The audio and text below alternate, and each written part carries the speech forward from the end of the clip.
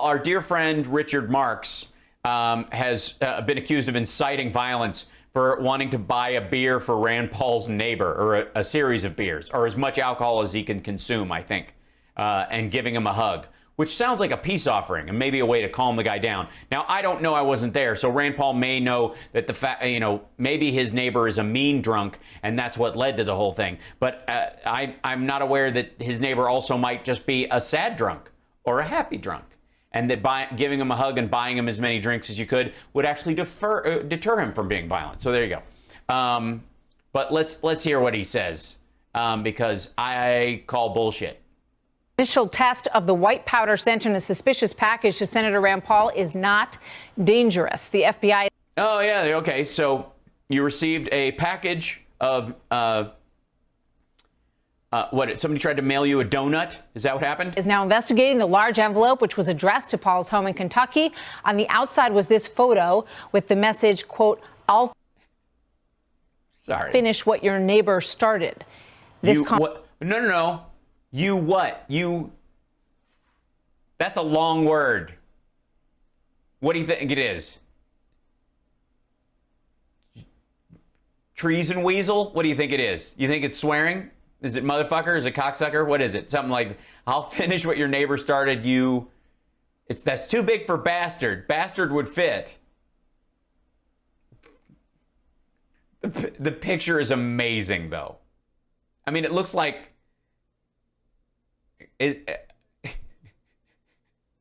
Do we know? You scallywag? Douchebag? It seems longer than that. It's in all caps. Look at that font. You fuzzy wuzzy? Right. It is too big for asshole. I agree. Yeah. I'll finish what your neighbor started, you something or other. All right, here we go. This comes after Richard Marx, a 1980s singer who now has... Excuse me, a current singer who has a lot of hits. ...as a podcast, tweeted... He does not have a podcast. By the way, him talking to people during the pandemic because people can't get together is not him having a podcast now. He does not. I've been a guest on his thing. He doesn't promote it. It's just a hangout. Like, people watch it if they want. So he doesn't have a podcast. But if you're going to say he does, I'll give you that he does if you'll admit that Trump is no longer president and is now a microblogger. I'll say it again. If I ever meet Rand Paul's neighbor, I'm going to hug him and buy him as many drinks as he can consume. Yeah, that sounds like a peace offering. That sounds like... say I'm gonna, and then both of us are gonna get schnockered and go kick his ass again? Is that the assumption? Or is that your assumption? Marx was referring to the 2017 incident when Paul was assaulted by his neighbor. Marx says Paul's decision not to get the COVID-19 vaccine is putting others at risk. Kentucky Senator Rand Paul is here exclusively. Senator, good to have you with us. And by the way, this is all about hair. Can we just admit this? That Rand Paul is jealous of Richard Marx's hair, and Richard Marx is jealous of Rand Paul having a pet squirrel that is that obedient. Today, you tweeted, "I have been targeted multiple times now. It is reprehensible that Twitter allows C-list celebrities," referring to Marx, "to advocate for violence." I don't know that he was referring to Marx. I think he was kind of referring to me, by the way. Here's a question I have, and this is important because this comes up a lot. As someone who's been at A-list parties, though, I don't know because that's what the illusion is, that there's an A, B, and C list of invites to social, like big, like Oscar parties and shit like that. There's the A list. You want to get these people there. It'd be nice to have these people. These people are like the potato in, the cantaloupe in the fruit salad, as it were, that kind of, just to fill it in. But think about this for 1 second, if I may. And I know this is an odd aside, but it comes up all the time. And the trolls always attack me online and here as if, and they get Michael Ian Black and they go after Richard and they go after Christopher Titus and all these folks, even Kathy Griffin. And the like, and they use the whole C-list celebrity thing as a pejorative, as a negative. They're always slamming people, saying that, that'll get them, that'll hit them where it hurts. Meanwhile, they believe, for the record, that all A-list celebrities, the Tom Hankses of the world, the Ellens, the Elton Johns, The A-list celebrities in the world are all blood-drinking pedivores. See what I mean? See how that's weird? So basically, the A-list celebrities are monsters, demonic, evil, awful. And by being C-list, that would mean that I'm not in those circles. And as an artist, I work for a living. So you have to understand that if you're going to sell the, Pizzagate pedivore nonsense, that's in the theory that they present anyways, that's an A-list thing. Nobody does that stuff to be C-list. I mean, yeah. Right? All right, I'll eat a baby, but only if I get to go to Elton John's Oscar party. I'm not going to the fucking Hollywood Reporter one. Variety. If I can't go to the Variety one, I'm not eating a baby. I'm just not going to do it. And it's not just because of that. I'm watching my weight. Right?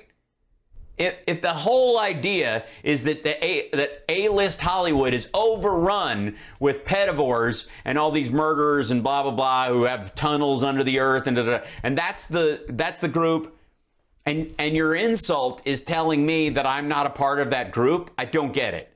I seriously. And by the way, a second generation government employee slamming someone who wrote songs that babies were conceived to is kind of hilarious. So here we go.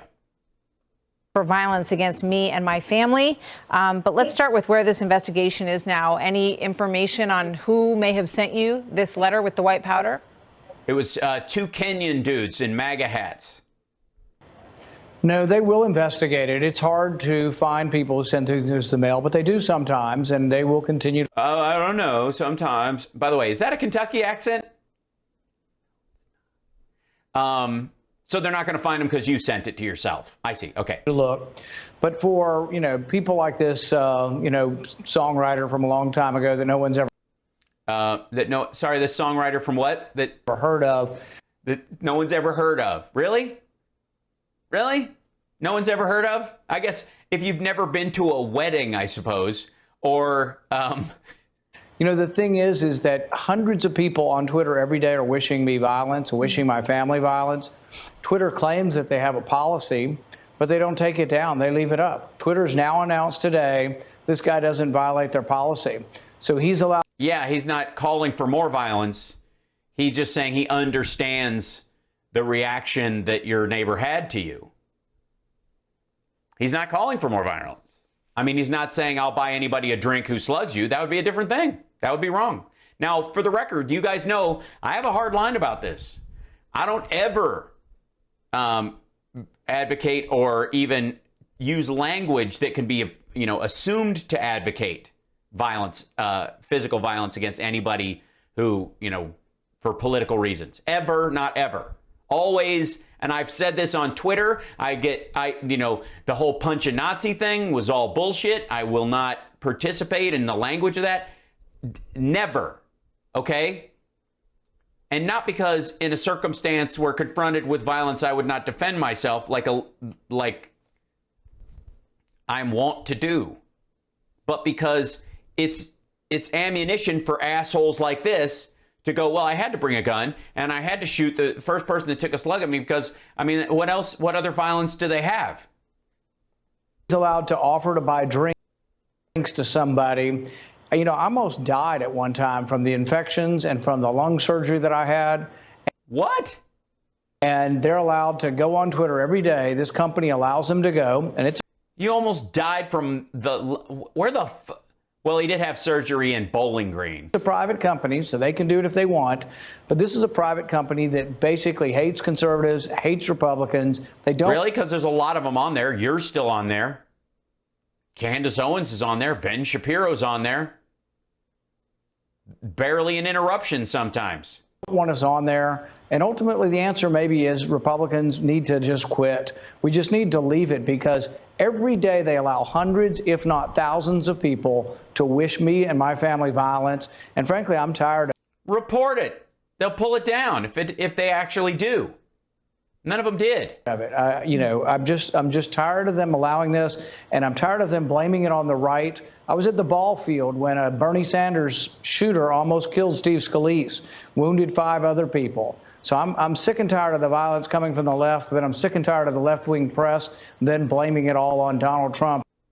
Okay, we're gonna start stacking up shooters now. We're gonna do that. You want to do right-wing death, like body counts versus the one Bernie Sanders guy? Trump or on me or others. So I'm tired of it. You know, you make an excellent point, and No, he doesn't, and you're forgiven for trying to figure out where this interview goes next. when I think about people who I've heard of and known who, retweeted an article or something, and then suddenly they get shut down. Thank you, Lee. And you look at this stuff that has been coming at you, and I think it's understandable that you feel that there should be. Hold on, why is this not pausing? What? They retweeted an article and then they got shut down. Just any article? Some ramifications for this. Was it just any? It was just any article. They retweeted an article and it was just kind of like on what? It was an obituary, cooking tips, a thing about whether or not we live in a simulation from Wired magazine. What was it? What could it possibly be? For this, the problem is there's no standard. It's so arbitrary. They just sort of decide whether or not they like something. Yeah, it's true. For a long time, they let Trump get away with all of that shit.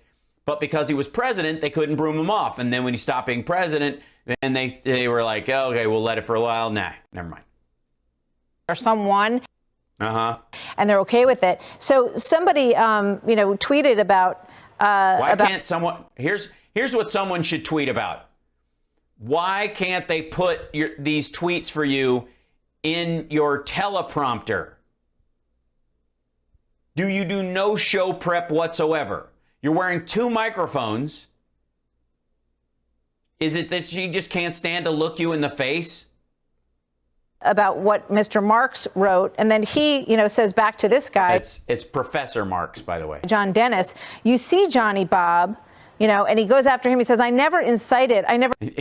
James is saying he almost died, Hal. Of course, the lesson is to avoid doctors that buy their own certification boards. Yeah, you'd think. Incited or.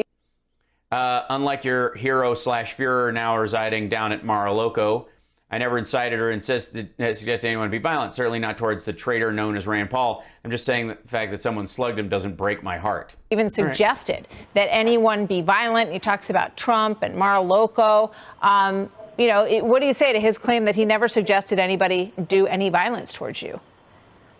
Well, I had 6 ribs broken, 3 of them dislocated where they rubbed on each other for weeks and weeks till they healed. They damaged my lung. I had pneumonia twice. A year later, I was coughing up blood. Then a year later? Cocaine is a hell of a drug. I had to have a portion of my lung removed, then got an infection in the space between the lung and the chest wall and almost died from that and have permanent scarring of my lung. And he's offering a guy to buy drinks if somebody will do it again and finish the job. No. He did not say if somebody will do it again and finish the job. That's your insistence. That's the layer on top of it. That's the part that would have gotten him kicked off Twitter if he'd even suggested that part. But you don't get to, if we can't have an edit button on Twitter, you sure as shit can't add on what you think people are saying or what you insist that they're saying on top of what, especially when they just read the quote. That sounds to me like he's advocating violence. Well, it would, because if somebody did say that, they would be doing that. But he didn't. You made it up in your leaning, he's like the leaning shithead of Pisa. Sounds like he's a despicable human. But think also about. No, he's actually a sweetheart. By the way, I have to say, I became friends with Richard Marx. We're both from Chicago. And I became friends with him via Twitter. It was one of the first times in my life where I had actually met someone on social media and became friends with them, just through that format, not seeing them at a show or meeting someone and then a relationship growing or friendships growing that way, but literally wholly over the internet. And we had lunch at a at a vegan restaurant in LA and had a sit down, and it was just lovely. And the two of us, between the two of us, like the people coming to the table asking for autographs, pictures, and to say hi was very weird. Like our fan clubs did not overlap at all. It was hilarious, and so they operated in rotation. Richard is an awesome guy, and has one of the most cutting senses of humor of anybody I know. He's an irrational idiot. He's angry because I'm not getting vaccinated. Well, guess what? In India, there's not enough vaccines. Do you think we should be debating whether people in India should be getting the vaccine who have already had the disease, or whether we should save the vaccine for those who have not got Dude, you're not the disease? Oh, really? So Rand Paul is telling us now, this is good. So Rand Paul is telling us all now that the reason he's not getting vaccinated is because there are people who haven't been vaccinated in India, and he's just being of service to mankind. Fuck off.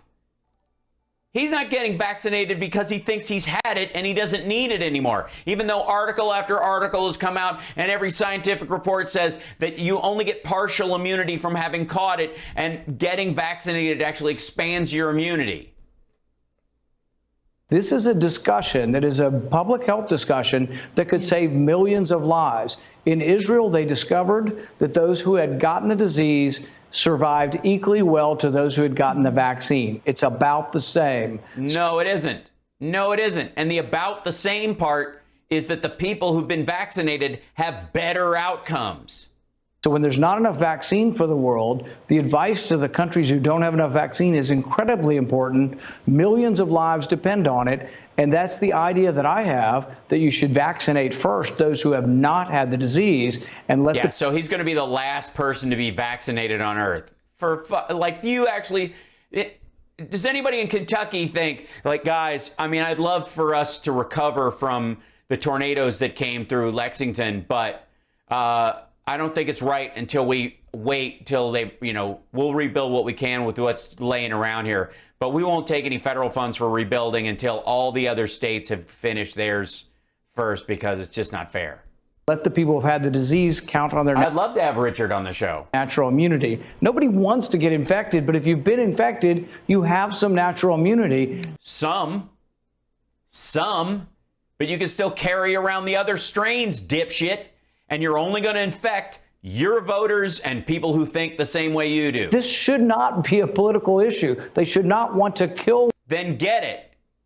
They have enough set aside for every member of Congress. You're a sitting senator. This isn't average blow, like, I live out in the fucking woods, man. Like, we're not talking about getting the Unabomber vaccinated. And send I hear you. I don't understand the anger over this. And I also don't understand why we're doing so much national testing. Why aren't we testing people for antibodies so that they can decide, well, then I guess I can wait a little while. I have some natural immunity. Perhaps it should go to someone. They do. What do you mean? Who's doing this testing? You do it yourself. You're making the decision. The vaccine is available to you. One in India, as you well point out, who maybe needs the vaccine more than I do. The fact that this drives people to such anger is, I think, I don't know, it says something about our society. Yeah, our society's going to shit. I mean, it really is.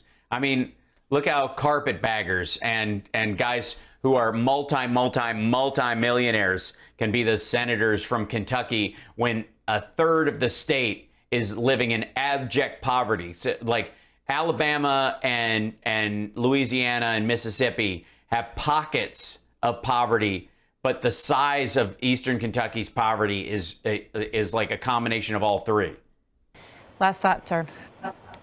No thinking. Everything's one size fits all. We're all lemmings, pound the round peg in a square hole. Nobody's allowed to have the freedom to make their choices, and it's a sad day for America. Dude, you can make all the choices you want. If somebody wants to call you out for your shitty choices, that's life. What do you mean no one can make your choices? When does a gun come in to the side of here and go, dude, you got to get vaccinated. Better watch it. I mean, I know this is just a finger and a thumb, but still, you get my point. Like, what?